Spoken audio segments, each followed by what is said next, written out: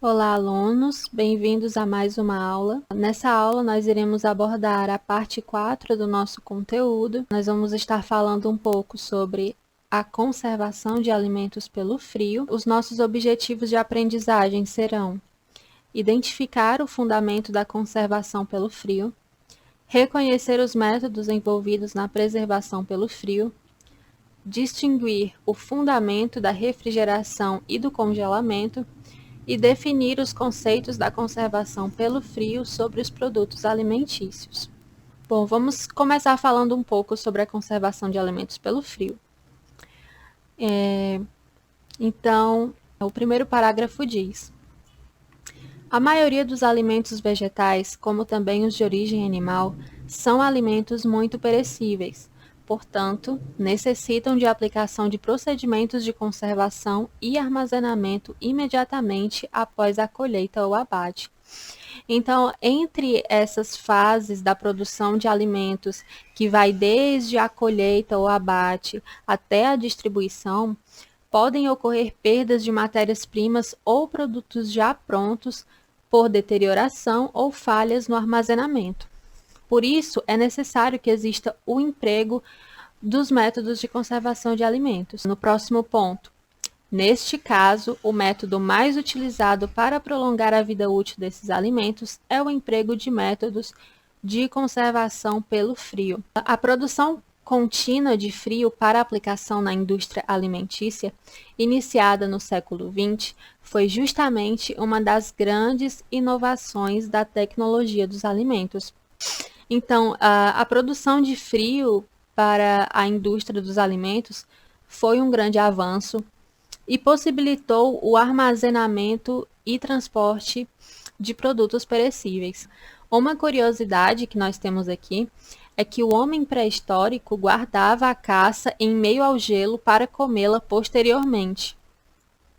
Então, historicamente, o frio ele tem sido empregado na conservação de alimentos e inicialmente da neve colhida nas montanhas. Assim como o homem pré-histórico guardava a caça sob o gelo para o consumo posterior, muitos séculos depois, os chineses guardavam gelo do inverno em covas ou sob a terra para utilizá-lo no verão. Então, esse é um fato interessante. Vamos para o próximo tópico. Os alimentos contêm um número variável de bactérias, leveduras e bolores que poderão provocar alterações dependendo de condições adequadas de crescimento. Por exemplo, a temperatura. Cada micro-organismo presente possui uma temperatura ótima de crescimento e uma temperatura mínima, abaixo da qual não pode multiplicar-se. Então, a temperatura ótima de crescimento é aquela que permite um desenvolvimento mais rápido que irá variar para cada espécie de micro-organismo. Ela vai permitir que o micro-organismo expresse seu potencial máximo metabólico, ou seja, seus processos de respiração e multiplicação. No próximo tópico.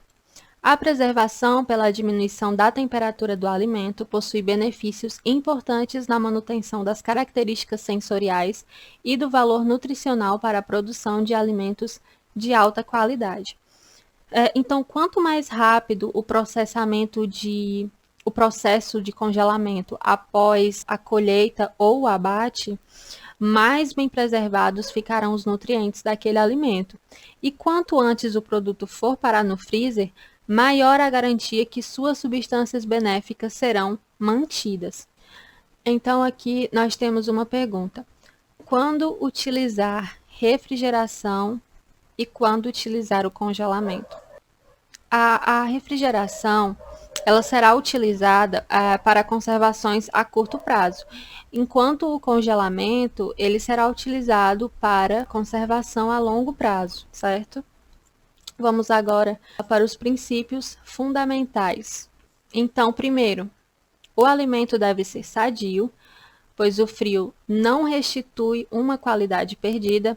Então, se eu tenho um alimento já em estado de degradação, eu não posso resfriá-lo ou congelá-lo esperando que ele recupere a qualidade já perdida. No próximo tópico, A aplicação do frio deve ser feita o mais breve possível após a colheita, abate ou preparo dos alimentos pela mesma razão, como eu já mencionei. E aqui nesse último tópico, durante todo o tempo, desde a colheita, abate ou preparo até o consumo, a cadeia de frio não pode ser interrompida.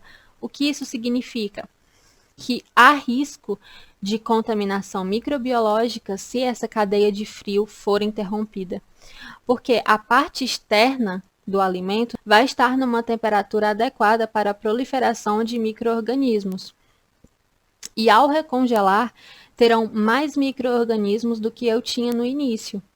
E essa carga microbiana pode ocasionar problemas de saúde para quem consumir esse alimento, certo? Vamos falar um pouco agora sobre o processo da refrigeração. Então, ele diz: é o processo de conservação a baixas temperaturas. A temperatura utilizada na refrigeração varia em média de -1 a 8 graus Celsius.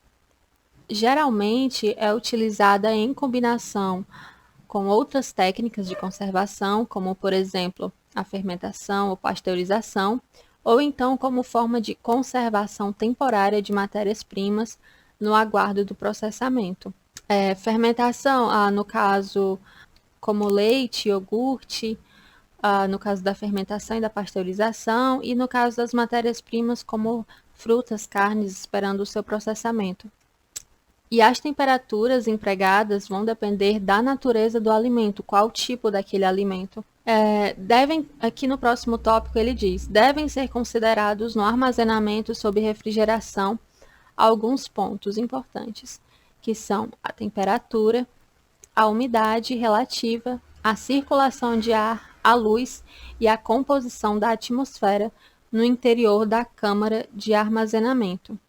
Vamos tratar cada um desses pontos no próximo slide. Então, sobre a temperatura. A temperatura de refrigeração a ser escolhida vai depender do tipo de produto e do tempo e condições de armazenamento. E a temperatura também vai nos dizer se aquele é um processo de refrigeração, se é um processo de congelamento, certo? Porque nos dois processos as temperaturas são diferentes. O próximo ponto, a umidade relativa. Então, essa umidade ela é referente ao vapor de água. Então, é recomendável que essa umidade relativa não deva oscilar mais que 3 a 5% e, em geral, deve ser mantida entre 80% e 90%. O próximo ponto é a circulação do ar, onde o objetivo é manter uma temperatura e a composição uniformes na atmosfera do recinto. Além disso, o ar da câmara deve ser renovado diariamente devido a odores que possam surgir, certo? Também temos a luz. O recinto de armazenamento deve ser mantido às escuras e, às vezes, empregam-se lâmpadas ultravioletas porque elas reduzem o crescimento superficial de fungos e bactérias, que são micro-organismos que podem deteriorar aqueles alimentos. E o último ponto, a composição da atmosfera de armazenamento. Então, a atmosfera ela é basicamente uma camada de ar que vai estar envolvendo aqueles alimentos armazenados. Então, o efeito conservador da refrigeração pode ser potencializado combinado com o adequado controle da composição dos gases da atmosfera de armazenamento. Então, uma composição ideal é constituída de 3% de oxigênio, 5% de gás carbônico e 92% de nitrogênio. Então, algumas características dos alimentos refrigerados. A primeira, ele permite conservar o valor nutritivo do alimento sem grandes modificações nas suas características gerais. As características organolépticas, ou seja, aquilo que a gente falou na primeira aula, as características que são como sabor, odor, textura, elas não serão afetadas. A refrigeração não destrói os micro-organismos presentes nos alimentos. Aqui no próximo ponto, devem ser processados e consumidos em pouco tempo. Então, o objetivo da refrigeração é retardar a degradação e manter a qualidade original do produto. Mas ela não possui a capacidade de extinguir os micro-organismos, como foi dito aqui no ponto 3. Vamos agora para o próximo ponto. Vamos falar sobre o congelamento. O congelamento é a operação na qual a temperatura de um alimento é reduzida abaixo do seu ponto de congelamento e uma proporção da água sofre uma mudança no seu estado, formando cristais de gelo. É considerado um dos melhores métodos disponíveis para a conservação dos alimentos em longo prazo, pois mantém basicamente todas as características naturais do produto quando são utilizados os procedimentos corretos de congelamento e estocagem.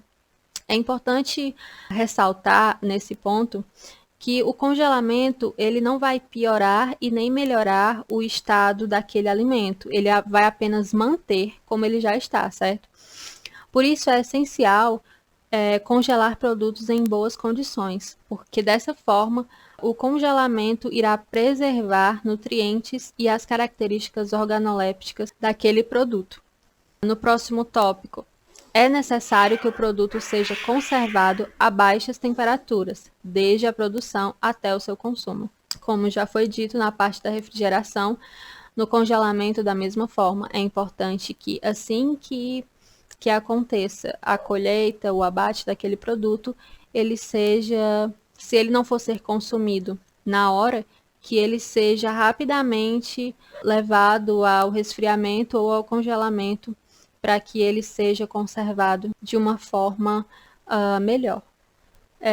No último ponto aqui, quanto mais baixa a temperatura de armazenamento congelado, maior será a vida útil do produto alimentício.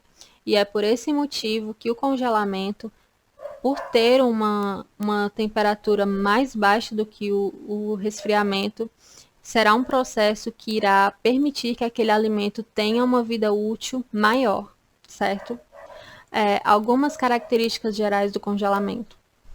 Então, no congelamento, nós teremos temperaturas abaixo de 0 graus Celsius. Haverá mudança no calor sensível, ou seja, quando o alimento sofre alterações de temperatura, porém sem mudança no seu estado. Também, formação de cristais de gelo com imobilização da parte da água. Conservação por tempo mais prolongado, até meses, até anos, depende do produto. Reações enzimáticas reduzidas. Vocês lembram que são reações enzimáticas? São reações que são naturais nos alimentos, podem acelerar os processos de deterioração, porém, não inativam reações como escurecimento de frutas e oxidação lipídica. A oxidação lipídica é um processo que envolve reações químicas entre o oxigênio e a gordura presente naquele alimento. Também pode ser chamado de ranço ou rancidez oxidativa e acontece em alimentos com grande teor de gordura, certo? Aqui no próximo ponto temos armazenamento dos alimentos, geralmente se dá a menos 18 graus Celsius. Vamos falar agora sobre temperaturas e velocidade do congelamento. Então, de modo geral, os alimentos congelam-se entre menos 1 grau Celsius e menos 4 graus Celsius. E o processo pode ser lento ou rápido em função da velocidade de congelamento. Então, primeiro nós temos aqui o congelamento lento, que é um processo demorado, que ocorre de 3 a 12 horas.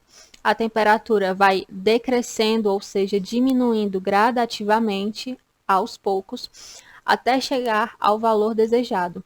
Normalmente, usam-se temperaturas na faixa de menos 25 graus Celsius sem circulação de ar. Nós temos também o congelamento rápido, onde o abaixamento da temperatura é muito brusco, ou seja, muito rápido.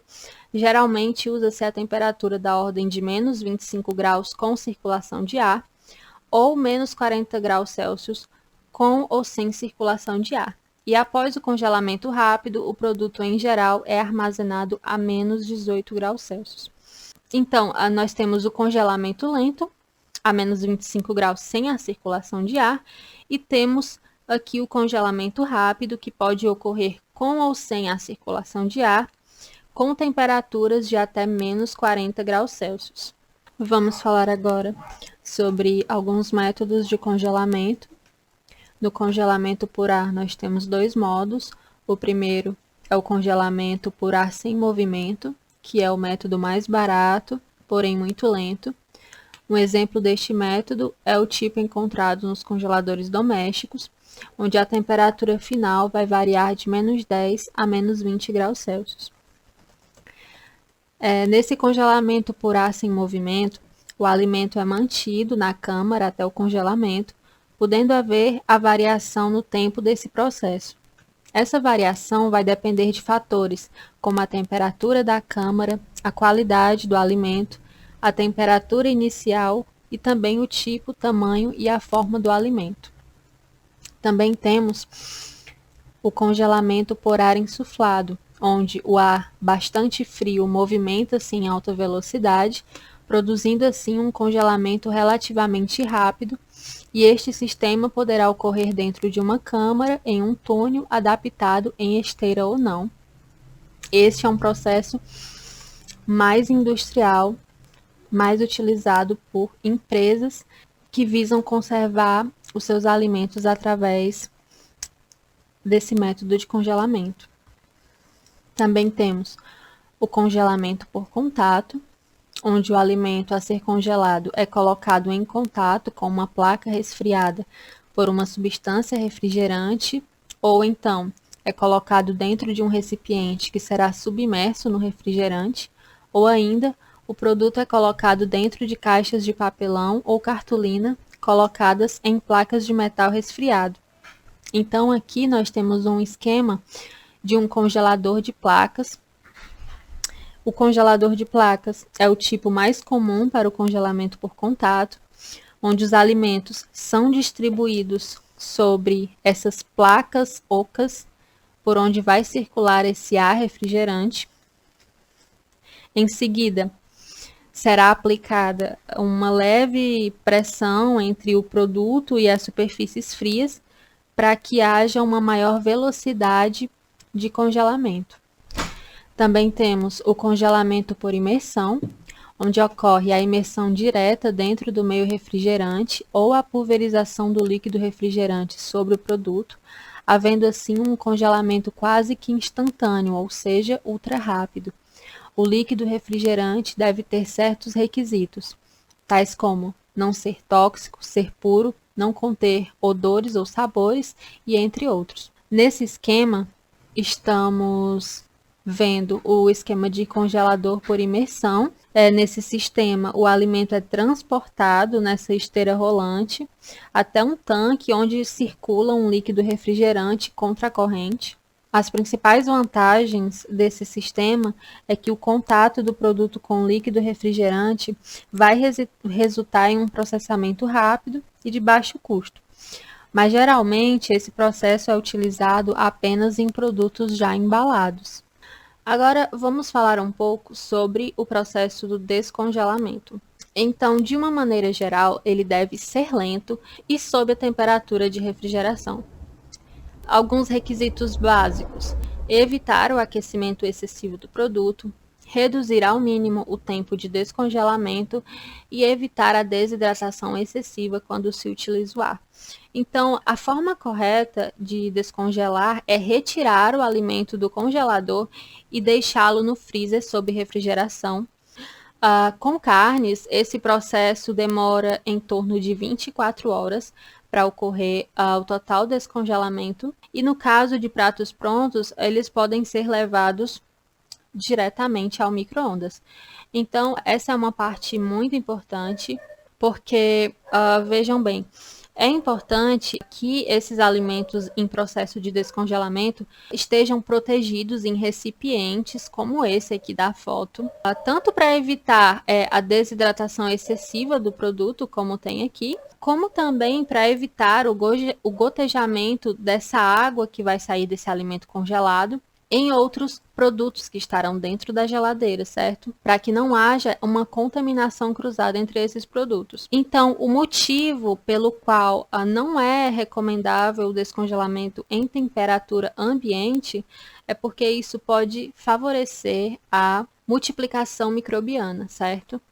Agora vamos falar um pouco sobre as instalações mecânicas. Os métodos de conservação pelo frio prevêem instalações mecânicas, como por exemplo, temos aqui 3 instalações mecânicas. Temos aqui o compressor, que possui a finalidade de fornecer o calor à substância refrigerante que foi perdido no evaporador.